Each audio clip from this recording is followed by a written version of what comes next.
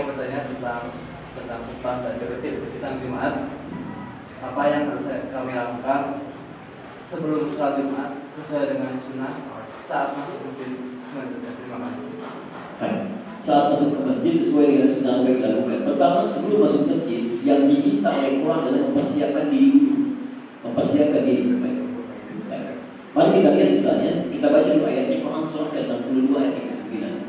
Ya ayyuhalladzina amanu idza nudiya lis-shalati fi yaumil jumu'ah fas'au. Hei orang-orang yang beriman. Hei orang-orang yang beriman. Bapak Ibu sekalian.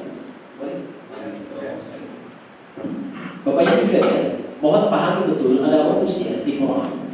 Dalam ilmu tafsir, kalau ada kalimat di Quran dibuka dengan kata iman, itu artinya sekaligus mempertaruhkan keimanan yang kita miliki. Jadi indikator ya, kekuatan iman kita bagus atau tidak. Kalau kita cepat merespon perintahnya, maka itu menunjukkan kekuatan iman kita tinggi, kuat. Tapi kalau biasa-biasa, maka iman kita standar. Kalau kita agak lambat, maka diabaikan dan masalah iman kita. Di setiap ada kata iman mengandung informasi, tinggal cek itu menentukan kekuatan iman. Misal kalimat sholat umumnya dibuka dengan kata iman. Al-Baqarah ayat ketiga, alladzina yu'minuna bil ghaib wa yuqimunas shalah. Saya kasih contoh subuh misalnya, di sini jam berapa? 4:05. Panggilan Allah yang 4:05, perintah sholat dibuka dengan kata iman. Subuhnya 4:05. Orang-orang yang imannya kuat bisa kelihatan. Ada orang yang Masya Allah dipanggil jam 4:05, dia sudah siap-siap dari jam 3. Itu imannya bagus. Jadi setiap kalimat di Quran yang dibuka dengan kata iman, ya ayyuhalladzina amanu, atau panggilan yang lain menunjuk pada iman, itu menentukan kadar keimanan kita. Panggilan subuh jam 4:05, ada orang siap-siap dari jam 3, itu menunjukkan kekuatan imannya. Tapi kalau baru dipanggil, baru siap-siap 4:05, dipanggil 4:05 kita bangun, itu orang standar. Nanti saya ceritakan di akhir tingkatan iman lain. Tapi ada orang yang Masya Allah jauh dari itu, dipanggil jam 4:05, baru bangun jam 5:04. Bisa? Dipanggil jam 4:05, bangun jam 5:04. Tadi itu belum kepikiran sholat, itu bermasalah. Itu masalah. Maka Masya Allah, panggilan Jumat, nanti saya pisahkan contoh orang-orang yang tentang iman ini. Nanti ada dalam kisah. Panggilan Jumat yang dibuka dengan iman. Seakan-akan dengan Jumat selama sepekan bisa kelihatan tuh keimanan seseorang itu. Orang datang lebih awal, Masya Allah, itu menunjukkan keimanan yang kuat. Makanya diganjar oleh Nabi. Orang-orang mempersiapkan diri datang di awal waktu, itu seakan-akan bonusnya saja sudah sebesar unta. Bonusnya saja belum pahala itu. Baru datang. Masya Allah. Makanya jangan malu-malu kalau sudah datang ke masjid, malu ke depan. Gak usah malu. Pada Allah itu gak usah malu. Malu itu tempatkan di tempatnya. Saat maksiat mesti malu. Malu kalau bohong, malu kalau bersih, malu kalau mencuri. Tapi kalau mendekat kepada Allah jangan malu. Datang yang kedua, menjelang Jumatnya, ya. Maka saat yang kedua apa? Dapat kambing, ya. Saat yang ketiga apa? Bukan. Maksud saat yang ketiga bukan urutan yang ketiga, bukan. Urutan waktunya semakin mundur ya. Makanya jangan malu nih kadang-kadang mohon maaf datangnya pertama tapi mojoknya di belakang. Maju aja ke depan. Maju ya. Kemuliaan kita dapatkan. Yang paling akhir sudah, kalau sudah khatib naik ke atas mimbar maka ditutup bonus hilang. Jadi kalau khatib sudah naik ke atas mimbar, sudah mengucapkan assalamualaikum, bonus sudah ditutup karena malaikat bergabung mendengarkan. Hadis sahih. Karena itu bagian yang pertama, Anda jangan dulu bertanya bagaimana cara masuk masjid. Tanyakan yang pertama bagaimana persiapan kita menuju masjid. Satu. Maka sediakan waktu, ketahui Jumat misalnya sekarang jam 11:35, setengah 11 sudah siap-siap. Kapan lagi? Seminggu sekali. Maaf ya, pekan depan belum tentu datang. Kita yakin kita akan menikah? Yakin. Ada yang tahu kamu? Yang tahu boleh saya kasih informasi sekarang. Ada yang tahu? Tidak. Jadi kalau kita dapat hari ini, pekan depan belum tentu dapat. Karena itu Masya Allah, mumpung masih diberi kesempatan, karena mau sifatnya acak. Saya sampaikan sifatnya acak, tidak akan melihat. Ada orang katakan itu mungkin itu sudah 10 dan tua, sudah bau tanah misalnya. Itu bau tanah, kita bau kuburan begitu. Acak, sifatnya acak. Hati-hati. Bisa Bapak duluan, saya belakangan, saya tutup. beban dulu penting kan? Baik, saya teruskan dulu. Jadi persiapan berdarah kita tentukan waktu. Yang kedua, fas'au ila dzikrillah. Di situ diterjemahkan segeralah ingat kepada Allah. Jika sudah masuk sorban, segera ingat. Nah, sekarang coba bandingkan dengan Ali Imran ayat 133. Quran surah 62 Al-Jumu'ah ayat yang ke-9 bandingkan dengan Ali Imran ayat 133. Di ayat ini berbunyi wasari'u ila maghfiratin min rabbikum. Dan bersegeralah, terjemahnya sama persis. Di sini diartikan dan bersegeralah engkau memohon ampunan kepada Allah. Kenapa dua kalimat yang berbeda terjemahannya bisa sama?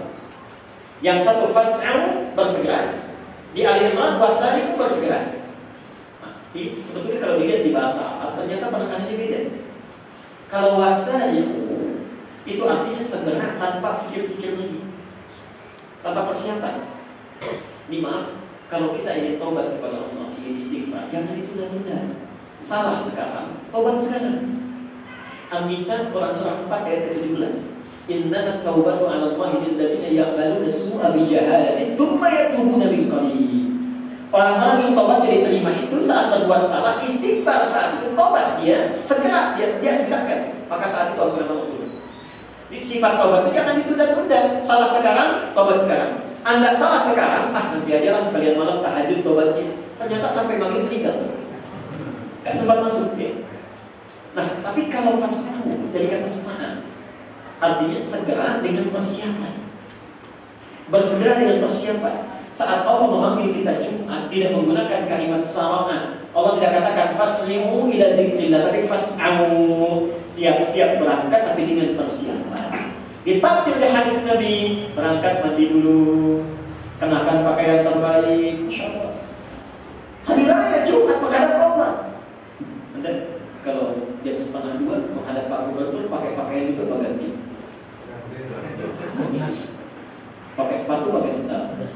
Pakai sendal balik lagi dari gedung saya, nggak bisa masuk. Bayangkan menghadap manusia saja, menghadap manusia, penampilan kita begitu istimewa. Dan kita bawa keinginan yang belum tentu dikabulkan.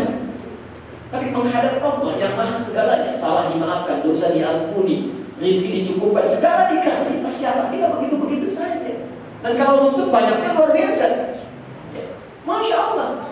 Apa yang terjadi dengan kita begitu menghadap Allah? Pakaian itu juga yang dipakai, olahraganya itu, sholatnya itu pakaiannya.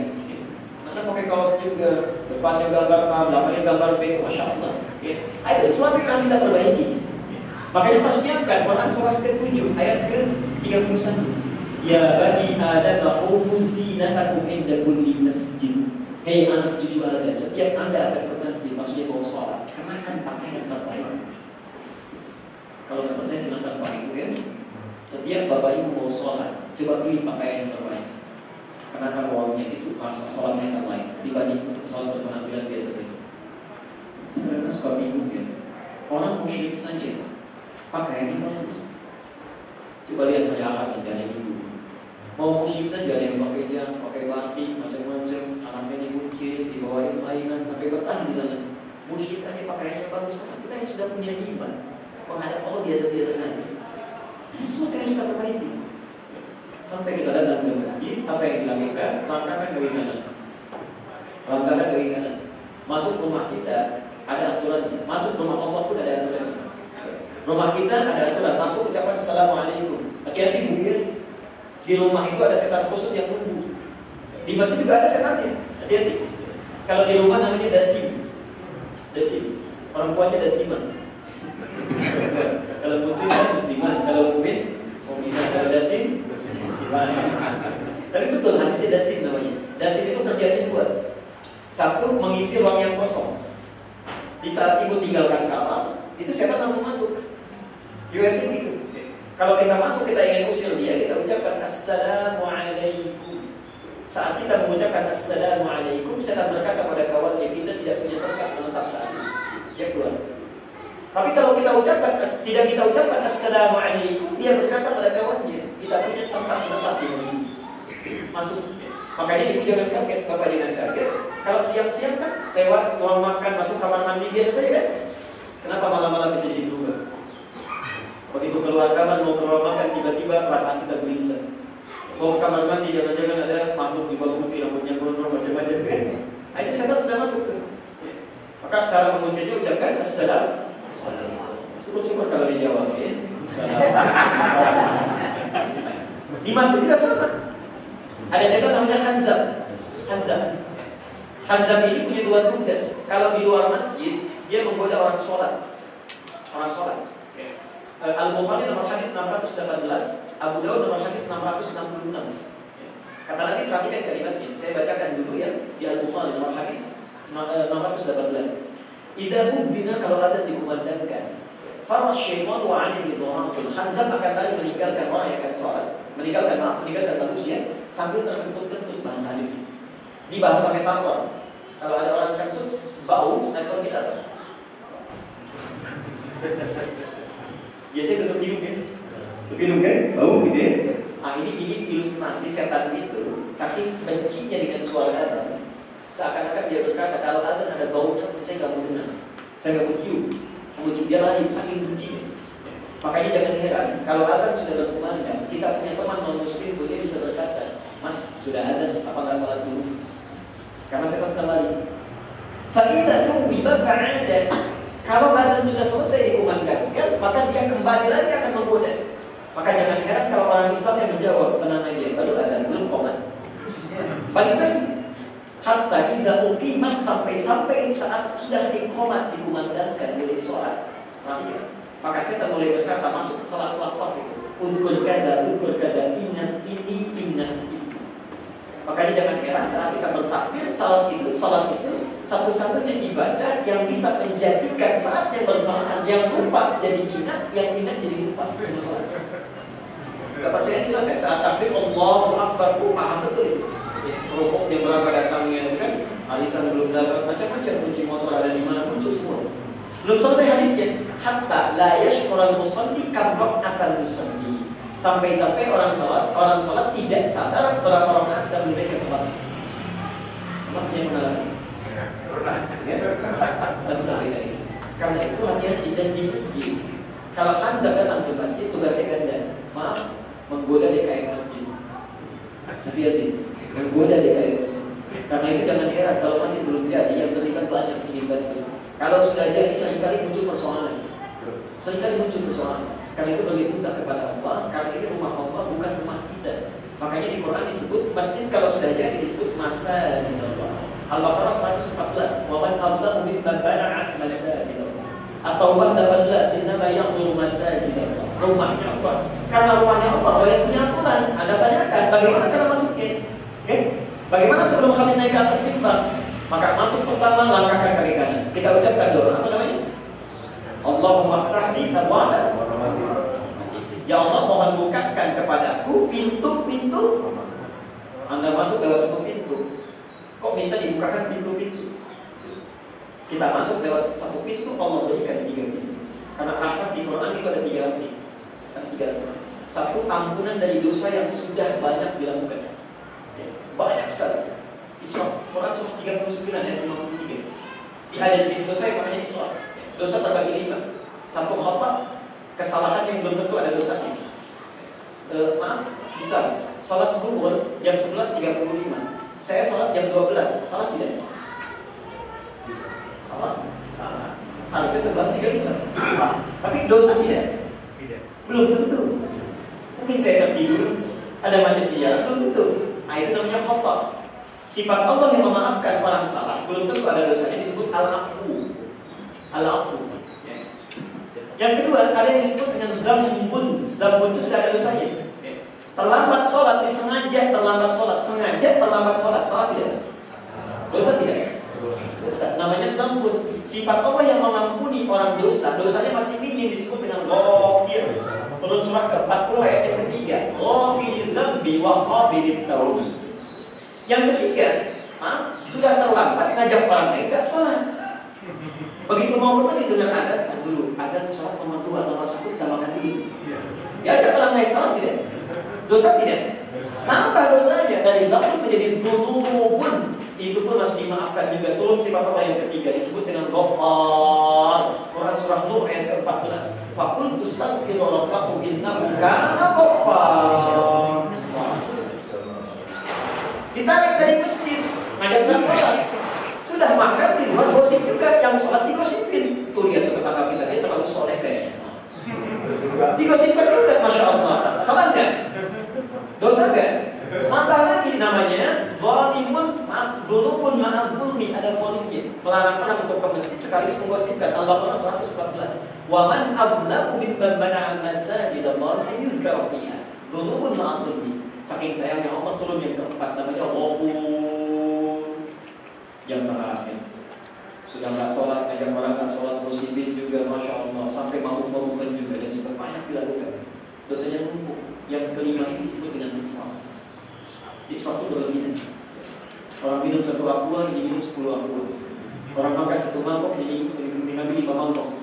Itu namanya israf. Yang seperti itu pun, saking sayangnya Allah, itu Masya Allah. Diturunkan juga sifat yang kelima, namanya Allah. Kuliah bagian dari aswab wala Muhammad, katakan pada hamba yang sangat banyak dosa. La taqnatu min rahmatillah. Kalau mereka ingin mendekat kepada Allah, seakan-akan saat Anda masuk dalam pintu masjid, Jumat datang. Makanya Jumat itu waktu ampunan, waktu luar biasa. Ketika Anda ucapkan Allahumma ftah li Allah wa rahmatik, ya Allah membukakan untukmu pintu-pintu rahmatmu. Allah seakan banyak orang mana rahmatnya. Kamu punya dosa apa? Sebanyak apapun dosanya, datang sujud pada Allah, minta ampunan, diampuni seketika. Karena itulah orang-orang lagi si bantu. Kalau Allah sudah menawarkan yang paling banyak pun diampuni, salah tidak ada, dosanya dimaafkan. Ada dosa diampuni. Sampai yang paling puncaknya, Al-Baqarah 286 itu rangkumannya. La yukallifullahu nafsan illa. Allah tidak membebani kehidupan kita kecuali kita mampu. Lahama wa 'alaiha ma. Kalau kita kerjakan yang baik dapat pahala, kerjakan yang buruk dapat dosa. Ada berkumandang Allahu Akbar, kita punya 2 pilihan. Mau sholat atau tinggalkan masjid. Saat kita datang menunaikan sholat, itulah namanya maka sahabat dapat pahala. Anda beralih dari sholat, wa alaika, konsekuensinya dosa. Penyebab orang dosa, 1, Rabbana la tu'akhidna in nasina aw akhtana khata'. Rabbana wa la tahmil 'alaina isran kama hamaltahu 'ala alladziina. Itu dzulum, dzulubun ma'fulni. Rabbana wa la tuhammilna ma la taqata. Itu israf. Maka disandingkan khata lawannya al-afwu, fa'fu 'anna. Waghfir lana, singkatan dari ghafir, ghafar, ghafur. Warhamna, sifat rahim. Anta maulana, ya Allah, engkau panutan kami, Tuhan kami. Kalau engkau saja tidak memaafkan kami, kepada siapa lagi kami mesti minta maaf? Kalau engkau tidak mengampuni kami, kepada siapa lagi kami mesti minta maaf? Falsurna adal.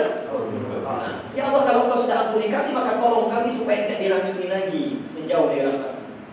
Itu poinnya. Maka ketika masuk Anda ditawarkan, mau yang mana? Ampunan dosa, minta. Yang kedua, itu solusi dari masalah. Al-Baqarah 155-157. Walanabluwannakum bisyai'in, setiap hidup pasti diuji dengan masalah. Hidup berbanding lurus dengan masalah. Orang hidup pasti punya masalah. Yang tidak ingin punya masalah, artinya tidak mau hidup. Ya, hidup berbanding lurus dengan masalah. Nah, masalah itu macam-macam. Minal khauf, ada yang khawatir, itu minimal khawatir. Wal ju' lapar, wal naqsi minal amwal, kurang harta, salari berkurang, gaji turun, ya macam-macam. Wal anfus, sakit sampai meninggal dunia. Wal thamarat, maaf, itu suka keliru pada gimana? Bukan buah-buahan. Itu bahasa kiasan. Kalau bapak nanam pepohonan, pohon ditanam, yang mau diambil apa ya? Dipetik buahnya. Tapi kadang-kadang kita sedang nanam modal, kerja keras, tenaga, begitu jadi hasilnya diambil orang. Ada begitu dalam bisnis, dalam usaha. Kita yang tanam modal, kita yang kerahkan tenaga, ketika jadi hasilnya dipetik orang lain. Itu bagian dari ujian hidup, puncaknya. Tapi wabashir shalihin, berikan kabar gembira pada orang yang alladzina idza asabatu musibah qalu inna lillahi wa inna ilaihi. Perhatikan ayat 157, yang sabar saat ada musibah. Ulaika alaihim shalawatu min rabbihim wa rahmat. Rahmat itu solusi dari masalah yang kita hadapi. Makanya para sahabat dulu kalau sudah selesai kerja punya masalah, itu biasanya datang ke masjid. Sholat memohon kepada Allah kebaikan. Di saat Anda masuk maka akan kaki kanan, mau menunggu yang mana yang berbeda. Apakah ampunan atau solusi dari masalah? Yang ketiga yang terakhir adalah karunia dunia dan akhirat yang tanpa batas. Dunia disebut dengan Rahman, akhirat disebut dengan Rahim. 17 kali kita minta dalam sehari. Ar-Rahman dan Rahim. diem, itu baru masuk. Saat Anda sudah masuk, kemudian sholat. Sholatnya ada dua.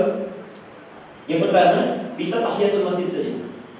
Sambil nunggu khatib tadi naik ke atas mimbar. Tahiyatul masjid itu bagian pertama. Dalil yang sahih saya bacakan tadi ya. Idza dakhala ahadukum al-masjid fala yatisah hatta yusalli rak'atain. Kalau seorang di antara kalian masuk masjid mau duduk, maksudnya yang tikaf, maka jangan langsung duduk, yang terbaik sholat dulu 2 rakaat. Sholat itu untuk nyambungkan kita dulu dengan Allah supaya nyambung. Kalau sudah nyambung, sudah mantap, saat duduk mendongak doanya udah nyambung. Karena ada orang-orang yang saat berdoa karena nggak nyambung dengan Allah, nggak nyambung, doanya nggak sampai. Coba dirasakan, kalau kita nyambung bicara, kan enak bicaranya, nyaman, tenang. Tapi tidak sedikit kata Quran yang berdoa itu nggak nyambung doanya, cuma sekedar lisannya yang membaca. Bagaimana bisa sampai? Makanya dilatih dulu lewat sholat 2 rakaat, selesai sholat baru dia minta. Kalau waktunya masih ada, imam yang belum naik ke atas mimbar untuk khutbah, maka ada sholat yang dikenal dengan sholatul intidhar. Sholat menunggu waktu sampai khatib naik ke atas mimbar. Itu tidak ada batasnya. Tidak ada batasnya. Dimulai 2 rakaat, silakan. Sampai sebanyak-banyaknya, sampai selesai juga. Ya, sampai dengan khatib naik ke atas mimbar. Tadi sampai situ pertanyaannya. Cukup. Jelasin. Siapa lagi?